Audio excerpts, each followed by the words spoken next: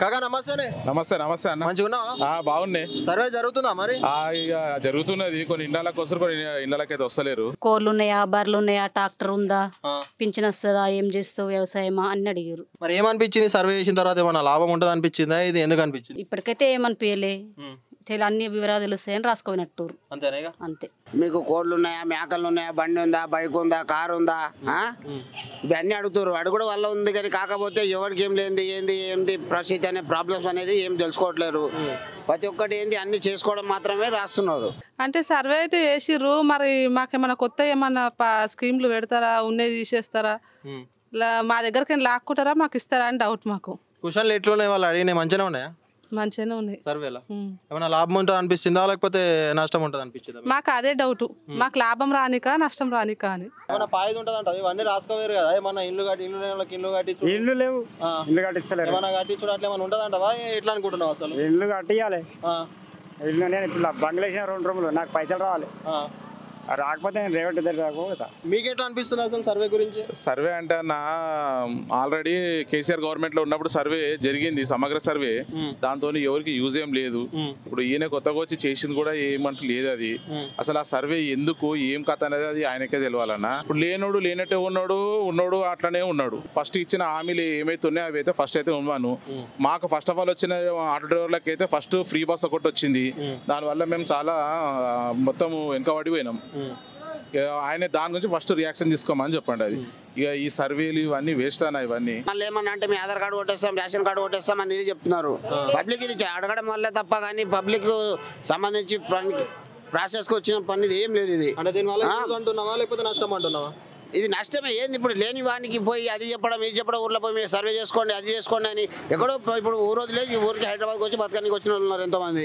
వాళ్ళకి దీన్ని చెప్పడం వల్ల పోయి అది రాసుకోవడం చేయడం, రాసుకున్నాక కూడా ఎవరికి దానికి చేసిన సాయం ఏం లేదు. ఇది పేరు రాసుకోవడం తప్ప అయితే కానీ దీనివల్ల ఎలాంటిది ఏం లేదు. ఇప్పుడు ఏమంటారు, యూజ్ ఏం చేస్తలేరు. ఇప్పుడు ఉన్నదానికి ఏమైనా చెప్పాలా చేయాలన్నా ఇప్పుడు ఎంతమందికి ఇల్లు లేవు, ఇది లేవు అని ఇదే చెప్తారు. ఇప్పుడు ఇవి అన్ని బ్యాలెన్స్ రాసుకొని ఉన్నదోడికే పని చేయడం తప్ప లేనివాడికి అయితే మొత్తం లాభం లేని పనికి. ఇది ఏదైనా లేని వాళ్ళకి సాయం చేస్తే బాగుంటుంది అనుకుంటున్నాను అంతే. మన సర్వే గురించి ఏమనుకుంటున్నావు? పనికి వచ్చేది అనుకుంటున్నావా లేకపోతే ఎట్లా అనుకుంటున్నావు? పనికి వచ్చేది అనుకుంటున్నాం బాబాయ్. ఏ రకంగా అనుకుంటున్నావు? ఏ రకంగా అంటే ఏదో ఇంత ఇల్లా ఇంత జాగన్నా ఏదో ఇంత కట్టుకుంటే అందుకు ఇంత ఆదరిస్తారంటే అని ఆశపడుతున్నాం అంతవరకు. ఇప్పుడు ఇల్లు లేని రాసుకొని తర్వాత ఇల్లు ఇస్తారేమో అని ఆశపడుతున్నాం. అంతేనా? అంతే బాబాయ్. మంచి పనికి అనుకుంటున్నావు? మంచి పనికి అనుకుంటున్నాం. అంటే క్యాస్ట్, ఇల్లుది ప్లస్ కరెంట్ బిల్లు, నల్లది, గోదావరి కలెక్షన్ ప్లస్ గ్యాస్ది అన్ని సర్వే చేసేది. ఏది మన ఫీచర్ అనేది అంటే ఫీచర్ బాగానే ఉంది కదా. రిజర్వేషన్ ఏమన్నా పెంచుతారా లేకపోతే పెంచుతారా అని దానికోసం అనుకుంటున్నావు? ఇది ఇల్లు లేనిది ఉన్నదా లేదని రాసుకున్నాడు. లేదని రాసుకోవడం తప్ప కానీ గేమ్ ఉందా లేదని ఎక్కడైనా చూపిస్తారో ఏం చూపిస్తలేరు. లేనోడు లేనట్టే రోడ్డు మీద పడి ఉంటున్నాడు, కిరాయిలకు బతికి ఇది ఉన్నాడు, కిరాయికున్నా అది ఉన్నా కానీ అదే చెప్తున్నారు. ఇప్పుడు ఎంతో జనానికి ఇప్పుడు రేషన్ కార్డు ఇది అంటారు. ఆ బాధల కన్నా కానీ కస్టమరు ఇక్కడ ఉండి పని చేసుకుంటాడు, వదిలిపోయి ఇక్కడ చేసుకున్నాడు. కానీ ఇది సర్వే చేసడం వల్ల దీనికి ఎలాంటి ఉపయోగం లేదు. సర్వేకి వచ్చిర్రా మీ ఇంటికి? వచ్చారు. ఎట్లా అనిపించింది మరి సర్వే? ఇక రాసుకొని అయితే పోయిర్రు. ఏమేమి అడిగిర్రు? ఇక అన్ని అడిగిర్రు, ఉన్నది చెప్పినాం.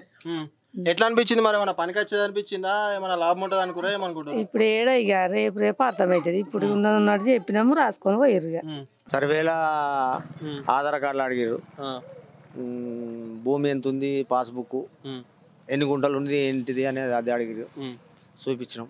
ఏమైనా పాయిది ఉంటుంది అంట ఈ సర్వే తోటి? ఇక మనకు తెలియదు, అది ఇక వాళ్ళకే తెలుసు, అది రేవంత్ రెడ్డికే తెలుసు. సర్వేకి వచ్చిర్రా?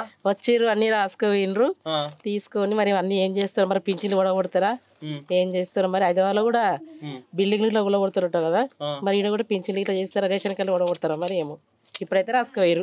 డౌట్ ఉందా మీకు? అట్లా అనిపిస్తుంది. అట్లనే సర్వేకి వచ్చిర్రా? వచ్చిర్రు.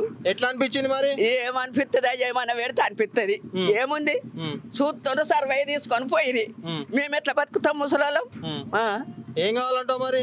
ఏమి మీకేరక, మాకు కోళ్ళు లేవు, బలరు లేవు, జిల్లలు లేరు, పిల్లలు లేరు, మేమే ఉన్నామని చెప్పిన. ఇక ఇయ్యరు, పింఛన్లు అయిపోయినాయి, ఇంకా పింఛన్లు ఇచ్చి మేము బతుకుతాము. వాళ్ళు తీసుకొచ్చి ఇస్తే పింఛన్లు ఎక్కడ? ఆయన ఇచ్చే పింఛన్లు మీరు. సర్వేతోని ఫాయిదా అంటే 100% ఫాయిదా ఏం లేదు. వచ్చిండ్రు, రాసుకున్నారు, ఇంటికాడ ఏముంది ఏం లేదని చెప్పని ఏమి మనకు వచ్చే ఆదాయం ఏం లేదు. ఇప్పుడు ఆటోల మీద ఎఫెక్ట్ పడిపోయింది.